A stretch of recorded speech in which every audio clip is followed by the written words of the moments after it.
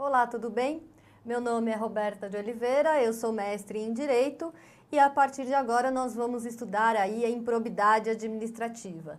Improbidade administrativa está no seu edital, dentro do tópico Direito Administrativo. Nós resolvemos dividir esse edital em dois momentos, tá? O momento que vai ser de improbidade administrativa e o momento do Estatuto dos Funcionários, ok? Vamos ver como é que está direito administrativo no seu edital? Aqui, o ponto número 5, né? Direito administrativo, Estatuto dos Funcionários Públicos Civis do Estado de São Paulo, Lei 10.261, de 1968, artigos 239 a 323. E Lei Federal 8.429 de 92, com as alterações vigentes até a publicação do edital. Então, tá bastante simples aqui o que a banca resolveu questionar aí na prova de escrevente, tá? Ela, em direito administrativo, foi bastante generosa porque ela colocou 2 pontos bastante simples, baseados em 2 leis. A partir de agora, nós vamos estudar improbidade administrativa e, um segundo momento, nós vamos estudar o Estatuto dos Funcionários Públicos Civis do Estado de São Paulo, conforme está colocado aí dentro dos artigos selecionados pelo edital.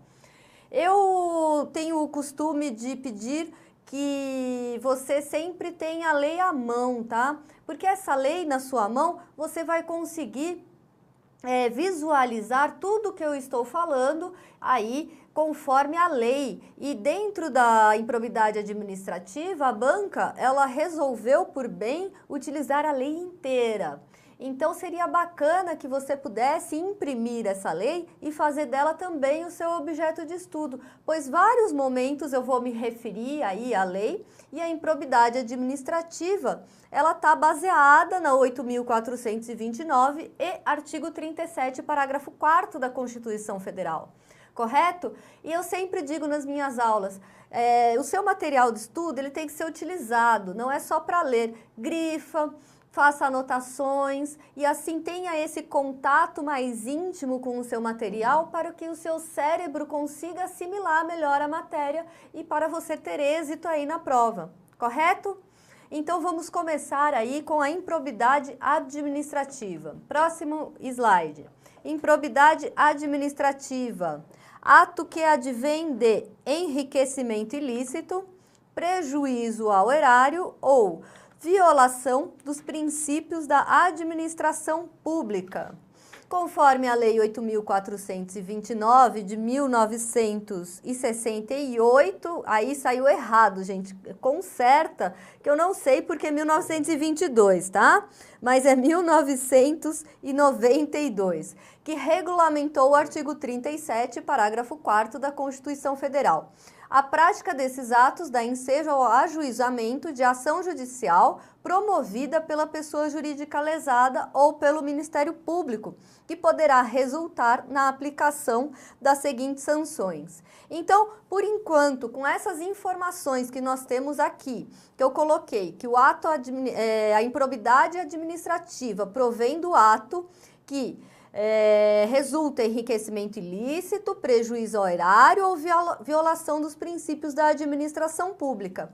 Esses 3 atos são considerados atos de improbidade administrativa que, quando praticados, eles podem aí gerar uma ação de improbidade administrativa. Essa ação de improbidade administrativa é uma ação cível, tá? O que não significa que quem praticou esse ato não vá responder na esfera penal, pois quase todos os atos praticados como improbidade administrativa, eles passam a ser também ilícitos penais. Só que há essa divisão, tá? Improbidade administrativa está na esfera civil, esfera administrativa, enquanto o crime que resulta desses atos vai ser cuidado lá na esfera penal. Então, aqui eu não vou tratar de sanções penais, mas as sanções que advêm do ato de improbidade administrativa, certo? E essas sanções aqui, elas são Várias, como nós vamos ver. Mas quem vai ajuizar aqui a ação penal, a ação de improbidade administrativa, é a pessoa lesada pelo ato ou o Ministério Público, certo? Então, as primeiras informações aqui sobre improbidade administrativa são que essa é uma ação cível, pode ser uma ação administrativa também, mas que ela é diferente da ação penal. Ela pode ser ajuizada pela pessoa lesada ou pelo Ministério Público, certo? Ela possui várias sanções que são diferentes de sanções penais, porque ela não está em uma esfera penal. Ok? Então, continuando aqui com as sanções, suspensão dos direitos políticos, perda da função pública, indisponibilidade dos bens, ressarcimento ao erário, perda dos bens e valores acrescidos ilicitamente, multa civil, proibição de contratar com a administração pública ou dela receber benefícios. Então, essa pessoa que pratica ato que vai de encontro aí com os princípios básicos da administração pública, essa pessoa que pratica atos ilegais contra a moralidade pública, pode sofrer as sanções aí colocadas. Cada uma dessas sanções, ela tem um tempo, tem um valor. Aqui eu trouxe a princípio para conhecimento. Nós vamos destrinchar todas as formas, todas as sanções aí de improbidade, ok? Então, e muito importante da gente saber sobre o sujeito aqui do ato de improbidade administrativa. Veja aqui comigo. O sujeito que responde em uma ação de improbidade administrativa não se exime de responder pelo mesmo ato nas respectivas esferas penal, civil e administrativa, tá? Eu deixei bem claro aqui no slide para vocês, para que essa informação fique guardada e você possa utilizá-la. Continuando, a posse e o exercício de agente público ficam condicionados à apresentação de declaração dos bens e valores que compõem o seu patrimônio privado, a fim de ser arquivada no serviço de pessoal competente. E essa forma de apresentação da declaração dos bens, ela vai ser feita aí conforme o regulamento interno de cada órgão. Tá? É imprescindível que, para que o sujeito tome posse no seu cargo público, que ele declare os seus bens, que ele faça uma declaração de bens, para que a administração, quando ela for fazer as suas verificações, ela tenha parâmetros de como o funcionário, como aquele agente público, como o servidor público, ele ingressou, qual era o patrimônio dele quando ele ingressou, qual é o salário dele, tá? E quais são os bens que ele adquiriu depois, tá? Se ele tem uma acusação, uma suposta acusação de improbidade administrativa e for feita uma investigação, a investigação ela vai apurar os bens daquele funcionário desde o momento que ele ingressou aí nos quadros públicos, como ele foi desenvolvendo o seu patrimônio com os ganhos que ele tem. Tá? Essa é uma prova bastante plausível aí para atos de enriquecimento ilícito, certo? Então, o serviço de pessoal competente vai arquivar todos esses bens do servidor que ingressou aí no serviço público. E essa declaração, ela tem que trazer todos os bens, e a lei ela vai dizer quais são esses bens. Ela exemplifica aqui de maneira bastante abrangente os bens. Então, dessa forma, a declaração compreenderá bens imóveis, móveis, semoventes, dinheiro, títulos, ações e qualquer outra espécie de bens e valores patrimoniais localizado no país ou no exterior.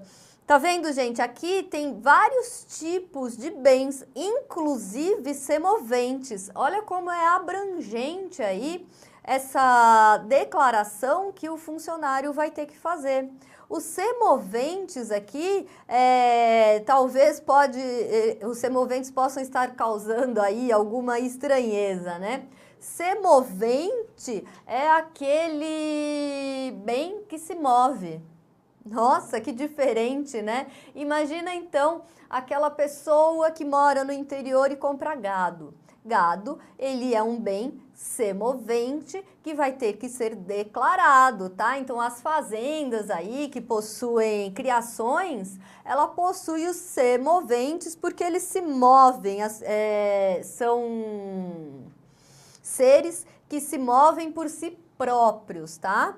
Dessa forma, tem que declarar semoventes, esses seres que se movem por si próprios. Além de declarar os seus próprios bens, ele também vai fazer a declaração de bens daquelas pessoas relativas aos seus dependentes.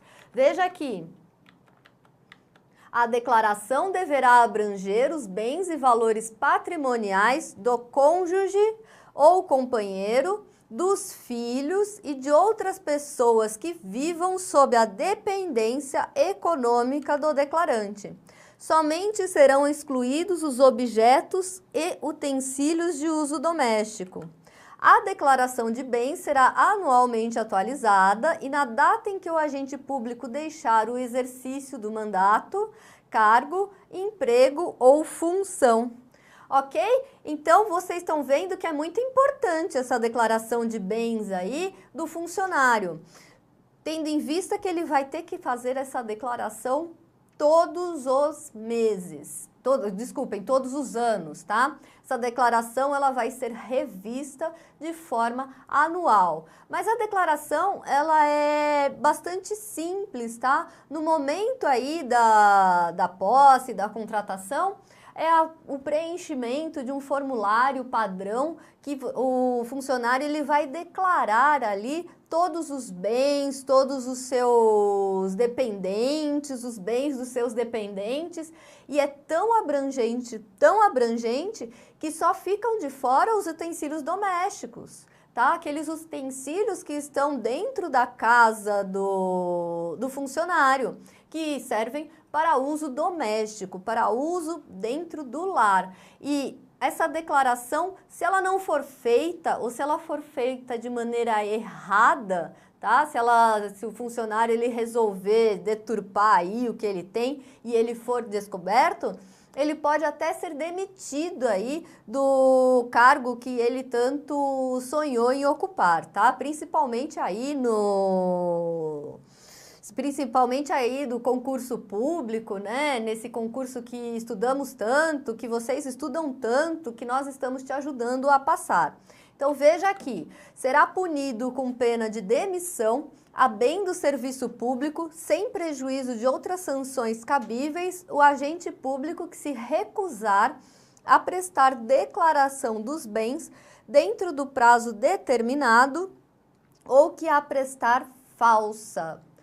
Com certeza absoluta, vocês se lembram das aulas de direito constitucional quando falamos de servidores, né? Que demissão é diferente de exoneração, tá? Vocês se lembram lá da memória de vocês e se não se lembram, assistam a aula de novo, que exoneração é diferente de demissão, tá? Que exoneração, ela vem a pedido. E demissão é pena. E aqui no slide eu coloquei de forma bastante correta, bastante precisa, que será punido com pena de demissão. Porque a lei de improbidade administrativa, ela pune sim, com demissão, aquele funcionário, aquele servidor que não declarar os seus bens ou que declarar de maneira falsa, certo? Vamos fazer questões sobre esse assunto? Veja bem.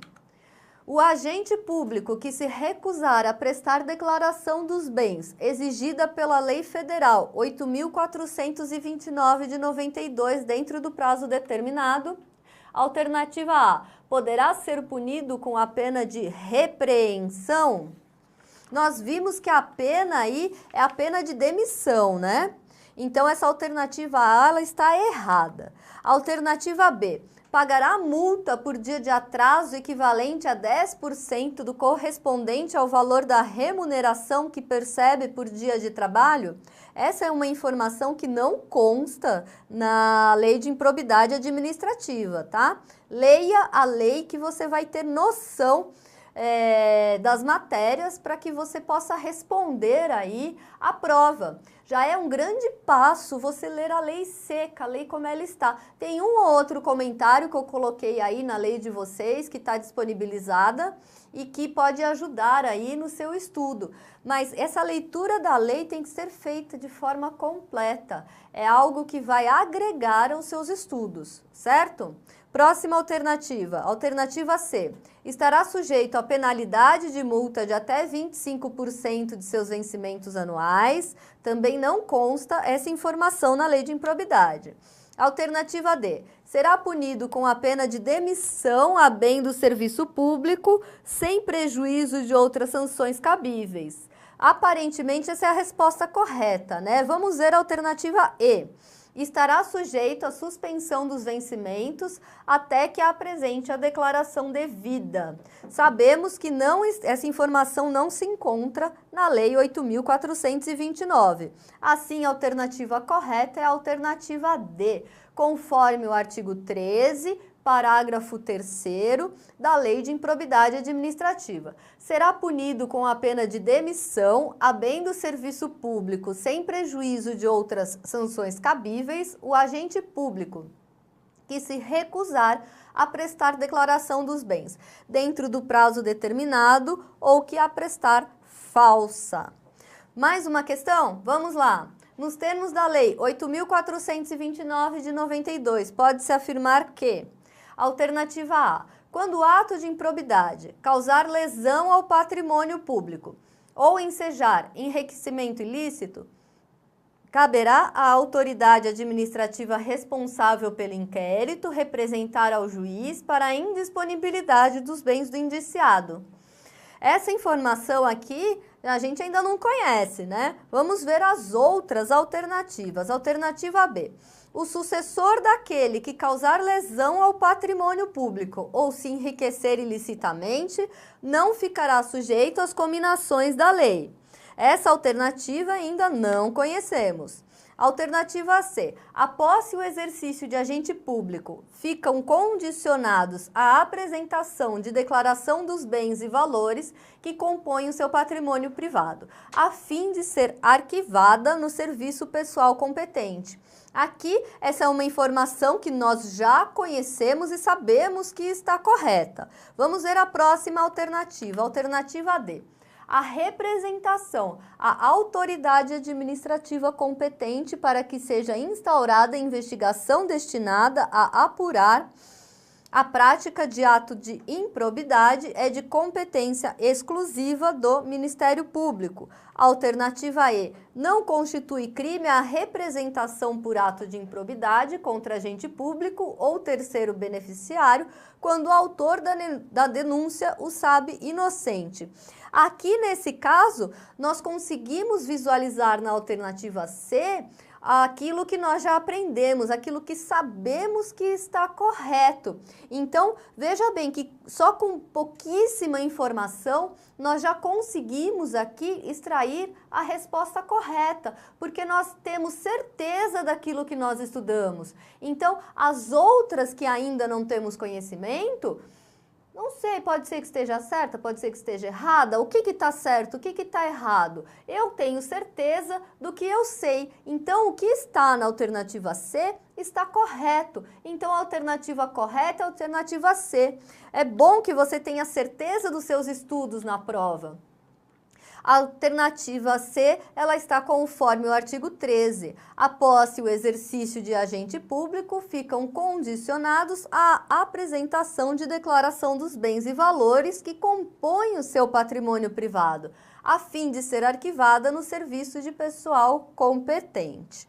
Certo? Então tenham certeza dos seus estudos, ainda que ele esteja incompleto, não deu tempo de estudar o edital, não se desespere, vá com as informações que você já conhece, que você consegue aí responder bom número de questões aí na prova, tá? E aqui eu vou fazer mais uma questão com vocês para ver o quanto é importante, de que formas cai aí a declaração de bens. Então, esse é um assunto muito exigido aí na prova da banca VUNESP, referente aí ao cargo de escrevente. Vamos lá, mais uma. Considere as seguintes assertivas no que concerne ao regramento que o artigo 13 da Lei 8.429 de 92 dispensa a declaração dos bens e valores que compõem o patrimônio privado do agente público. 1. A posse e o exercício de agente público ficam condicionados à apresentação de declaração dos bens e valores que compõem o seu patrimônio privado, a fim de ser arquivada no serviço de pessoal competente. Ok, essa informação tá certa, a gente já conhece ela, né? 2. A declaração compreenderá imóveis, móveis, semoventes, dinheiro, títulos, ações e qualquer outra espécie de bens e valores patrimoniais localizados no país ou no exterior. E, quando for o caso, abrangerá os bens e valores patrimoniais do cônjuge ou companheiro, dos filhos e de outras pessoas que vivam sob a dependência econômica do declarante, excluídos apenas os objetos e utensílios de uso doméstico. E aqui, aqui o número 2, nós sabemos também que está correto, né? Falta ver aqui o que a banca coloca no número 3, porque aparentemente é uma continuação aqui do que a lei dispõe. Número 3. Será punido com a pena de demissão, a bem do serviço público, sem prejuízo de outras sanções cabíveis, o agente público que se recusar a prestar declaração dos bens dentro do prazo determinado ou que a prestar falsa. Também sabemos aí que essa informação, ela está correta, né? Dessa forma, vamos ver aqui, é correto que se afirma em a alternativa A, 1 apenas, alternativa B, 2 apenas, alternativa C, 1 e 2 apenas, alternativa D, 2 e 3 apenas, alternativa E, 1, 2 e 3. Nós vimos que todas as informações aqui são verdadeiras, logo, a alternativa correta é a alternativa E. 1, 2 e 3. 1 está no artigo 13 caput, 2 no artigo 13 parágrafo 1º, 3 artigo 13 parágrafo 2º. Nunca é demais dizer aqui que o caput é a cabeça do artigo, tá? É o que vem logo depois do número. Então, tá lá, artigo 13, ele traz a informação central do que ele quer dizer. O legislador traz a informação, a essência daquilo que ele quer,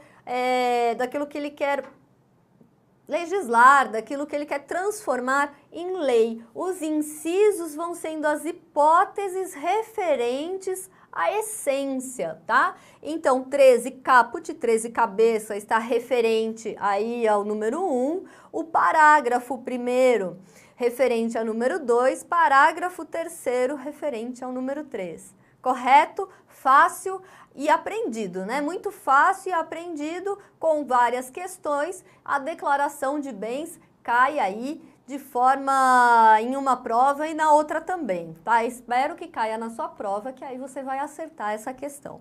Continuando, o artigo 1º caput e o parágrafo único da Lei 8.429 dispõem sobre quem poderá ser vítima do ato de improbidade administrativa.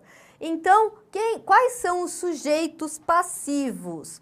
Pessoas jurídicas de direito público e de direito privado, integrantes da administração direta e indireta, empresa incorporada ao patrimônio público, entidade para cuja criação ou custeio o Estado tenha contribuído ou contribua com mais de 50% do patrimônio ou da receita anual, Entidade para cuja criação ou custeio o erário haja concorrido ou concorra com menos de 50% do patrimônio ou da receita anual, a sanção patrimonial ficará limitada à repercussão do ilícito sobre a contribuição dos cofres públicos. Entidades que recebam subvenção, benefício ou incentivo fiscal ou creditício de órgãos ou empresas públicas. Ressarcimento só da contribuição pública, a sanção patrimonial ficará limitada à repercussão do ilícito sobre a contribuição dos cofres públicos. Veja bem, então, aqui que eu falei para vocês, né, que quem pode ajuizar uma ação de improbidade administrativa é a pessoa jurídica lesada. A pessoa jurídica lesada, ela está elencada aqui nos slides que nós lemos juntos, ok? E faz parte aí também a pessoa jurídica lesada da administração indireta descentralizada, da qual o Estado ele tenha uma porcentagem, que ele tenha valores. Aí, de forma que seja, em uma hipótese, mais de 50% e outra hipótese com menos de 50%, correto? E essas pessoas da administração indireta, né? Quais são? Vocês se lembram que nós já estudamos, nós vimos sobre as pessoas da administração indireta nas aulas de Direito Constitucional? São elas as autarquias, fundações públicas, empresas públicas, sociedades de economia mista, né? Que tem uma diferençazinha aí sobre autorização e criação. Reveja as nossas aulas de direito constitucional, pois o direito, ele se interdisciplina de forma bastante contínua, tá? E aqui no seu edital tem essa conjunção entre direito constitucional, improbidade administrativa, servidores e corregedoria, tá? Servidores e estatuto dos funcionários civis. E se você conseguir pensar dessa maneira integrada, vai ficar mais fácil aí a resolução das questões da sua prova. Assim, eu apresentei agora para vocês as pessoas que podem sofrer aí, a sofrer com os atos de improbidade administrativa. Claro que aí também tem as pessoas da administração pública direta. A administração pública direta são aqueles entes, são as pessoas políticas, né? Os nossos entes federativos. Então, órgãos ligados diretamente aos entes federativos, certo? Ok? Muito fácil, né? Vamos continuar aqui, então, com os sujeitos ativos. O artigo 2º e 3º da Lei 8.429 dispõe sobre quem poderá praticar o ato de improbidade administrativa. Sujeito ativo, agentes públicos, aquele que induziu ou concorreu para a prática do ato, o particular beneficiado direta ou indiretamente pelo ato. No caso de enriquecimento ilícito, perderá o agente público ou terceiro beneficiário os bens ou valores acrescidos ao seu patrimônio.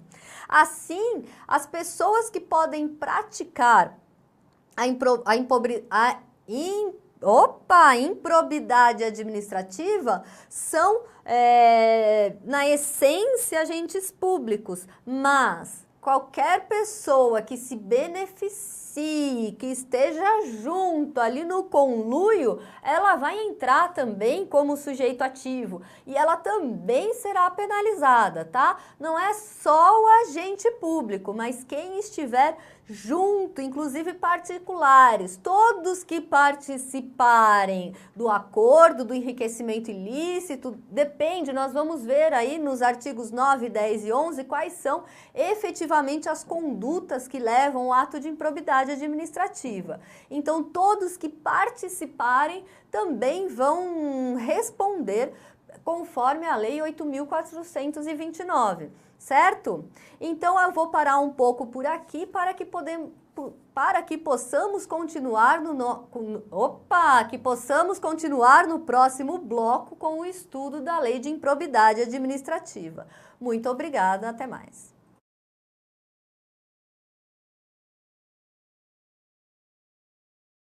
licitamente, não ficará sujeito às cominações da lei. Essa alternativa ainda não conhecemos. Alternativa C. A posse e o exercício de agente público ficam condicionados à apresentação de declaração dos bens e valores que compõem o seu patrimônio privado, a fim de ser arquivada no serviço pessoal competente. Aqui, essa é uma informação que nós já conhecemos e sabemos que está correta. Vamos ver a próxima alternativa, alternativa D.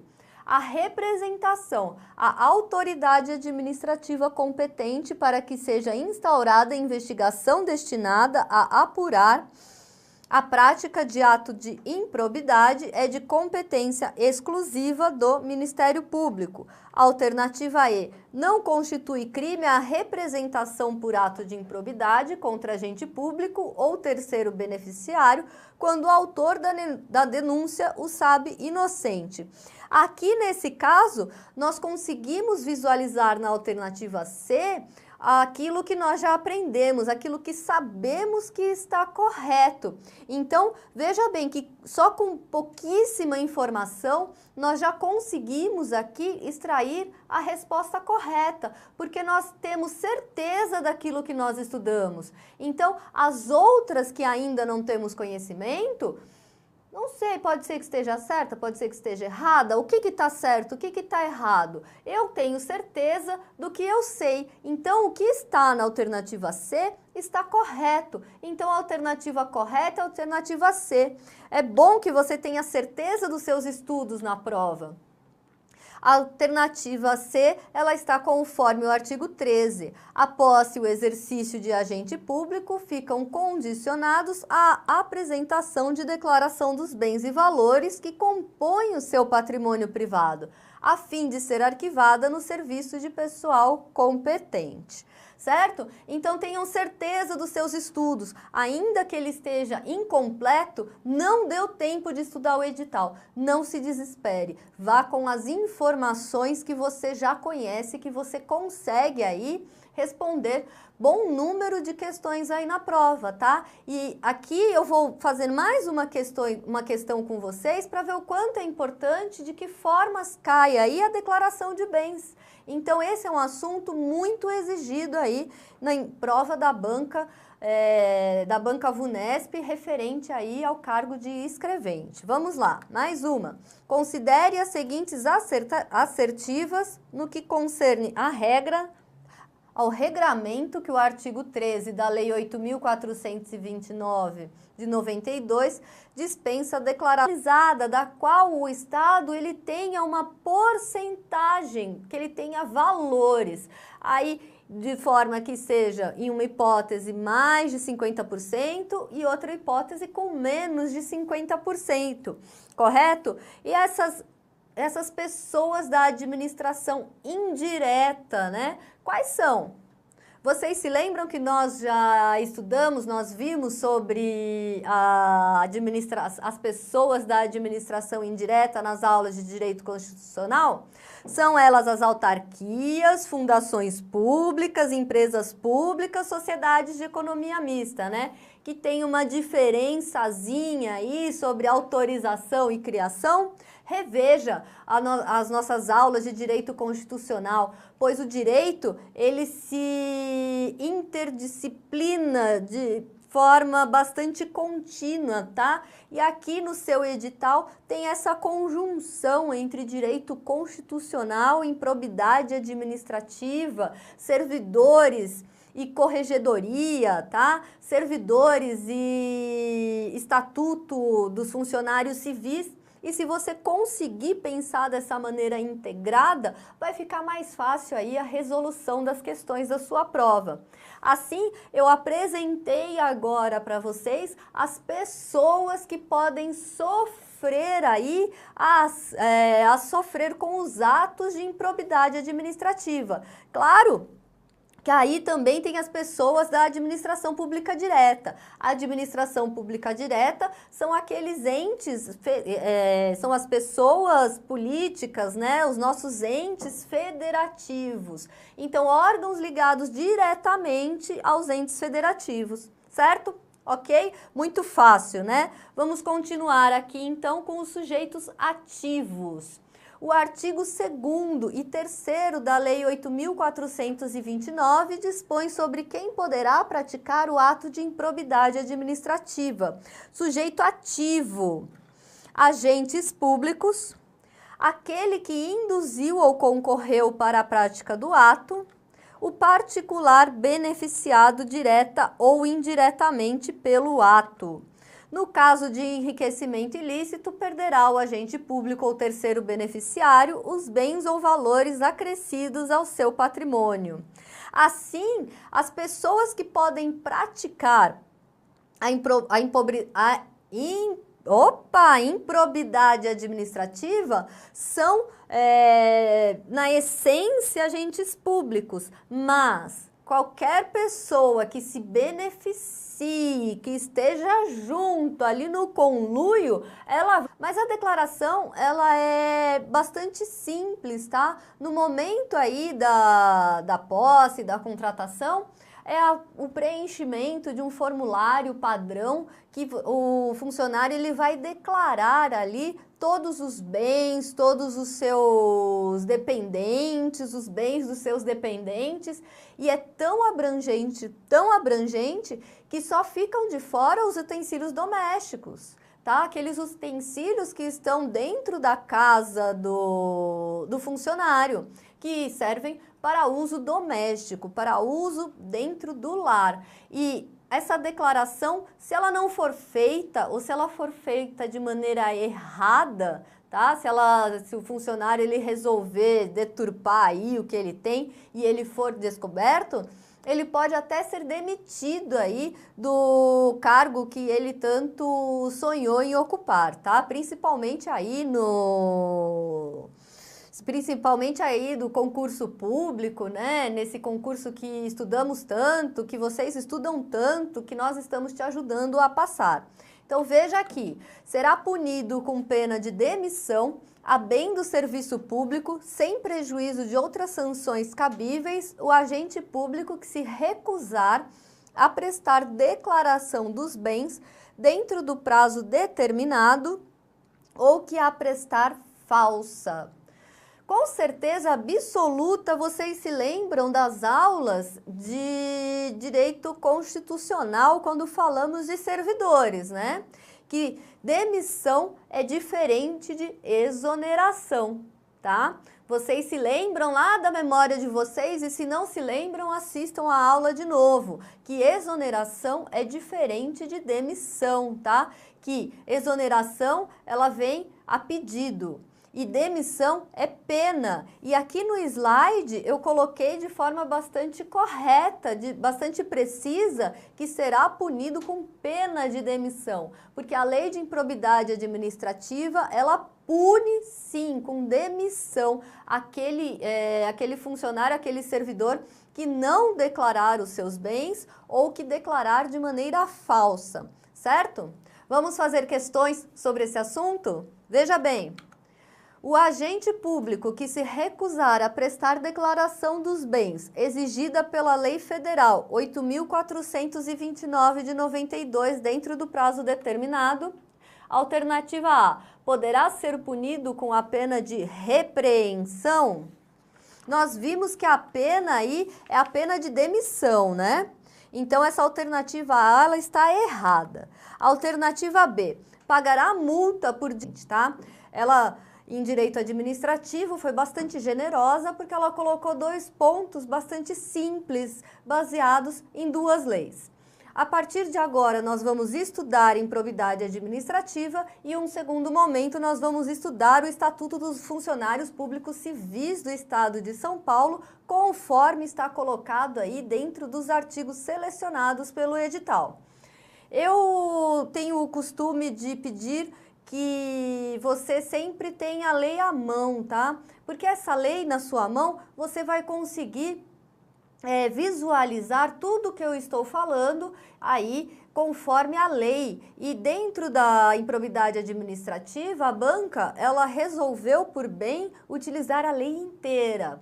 Então seria bacana que você pudesse imprimir essa lei e fazer dela também o seu objeto de estudo, pois vários momentos eu vou me referir aí à lei e a improbidade administrativa, ela está baseada na 8.429 e artigo 37, parágrafo 4º da Constituição Federal. Correto? E eu sempre digo nas minhas aulas, o seu material de estudo ele tem que ser utilizado, não é só para ler. Grifa, faça anotações e assim tenha esse contato mais íntimo com o seu material para que o seu cérebro consiga assimilar melhor a matéria e para você ter êxito aí na prova, correto? Então vamos começar aí com a improbidade administrativa. Próximo slide. Improbidade administrativa.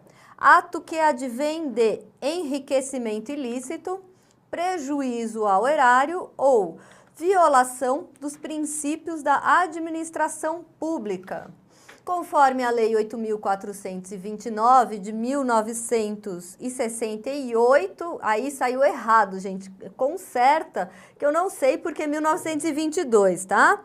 Mas é 1992, que regulamentou o artigo 37, parágrafo 4º da Constituição Federal. A prática desses atos dá ensejo ao ajuizamento de ação judicial promovida pela pessoa jurídica lesada ou pelo Ministério Público, que poderá resultar na aplicação das seguintes sanções. Então, por enquanto, com essas informações que nós temos aqui, que eu coloquei, que o ato, a improbidade administrativa provém do ato que resulta em enriquecimento ilícito, prejuízo ao erário ou violação dos princípios da administração pública. Esses três atos são considerados atos de improbidade administrativa que, quando praticados, eles podem aí gerar uma ação de improbidade administrativa. Essa ação de improbidade, eu tenho o costume de pedir que você sempre tenha a lei à mão, tá? Porque essa lei na sua mão, você vai conseguir visualizar tudo que eu estou falando aí conforme a lei. E dentro da improbidade administrativa, a banca, ela resolveu por bem utilizar a lei inteira. Então seria bacana que você pudesse imprimir essa lei e fazer dela também o seu objeto de estudo, pois vários momentos eu vou me referir aí à lei e a improbidade administrativa, ela está baseada na 8.429 e artigo 37, parágrafo 4º da Constituição Federal. Correto? E eu sempre digo nas minhas aulas, o seu material de estudo ele tem que ser utilizado, não é só para ler. Grifa, faça anotações e assim tenha esse contato mais íntimo com o seu material para que o seu cérebro consiga assimilar melhor a matéria e para você ter êxito aí na prova, correto? Então vamos começar aí com a improbidade administrativa. Próximo slide. Improbidade administrativa. Ato que advém de enriquecimento ilícito, prejuízo ao erário ou violação dos princípios da administração pública. Conforme a Lei 8.429 de 1968, aí saiu errado, gente, conserta, que eu não sei porque é 1922, tá? Mas é 1992, que regulamentou o artigo 37, parágrafo 4º da Constituição Federal. A prática desses atos dá ensejo ao ajuizamento de ação judicial promovida pela pessoa jurídica lesada ou pelo Ministério Público, que poderá resultar na aplicação das seguintes sanções. Então, por enquanto, com essas informações que nós temos aqui, que eu coloquei, que o ato, a improbidade administrativa provém do ato que resulta em enriquecimento ilícito, prejuízo ao erário ou violação dos princípios da administração pública. Esses três atos são considerados atos de improbidade administrativa que, quando praticados, eles podem aí gerar uma ação de improbidade administrativa. Essa ação de improbidade administrativa é uma ação cível, tá? O que não significa que quem praticou esse ato não vá responder na esfera penal, pois quase todos Todos os atos praticados como improbidade administrativa, eles passam a ser também ilícitos penais. Só que há essa divisão, tá? Improbidade negaram seus estudos, certo? Próxima alternativa, alternativa C. Estará sujeito a penalidade de multa de até 25% de seus vencimentos anuais. Também não consta essa informação na lei de improbidade. Alternativa D. Será punido com a pena de demissão a bem do serviço público, sem prejuízo de outras sanções cabíveis. Aparentemente, essa é a resposta correta, né? Vamos ver a alternativa E. Estará sujeito à suspensão dos vencimentos até que apresente a declaração devida.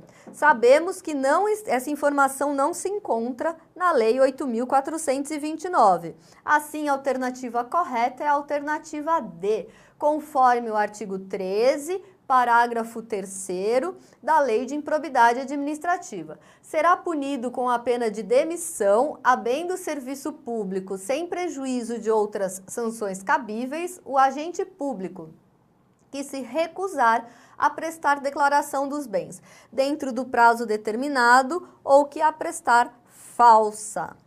Mais uma questão? Vamos lá. Nos termos da Lei 8.429 de 92, pode-se afirmar que: alternativa A, quando o ato de improbidade causar lesão ao patrimônio público ou ensejar enriquecimento ilícito, caberá à autoridade administrativa responsável pelo inquérito representar ao juiz para a indisponibilidade dos bens do indiciado. Essa informação aqui a gente ainda não conhece, né? Vamos ver as outras alternativas. Alternativa B.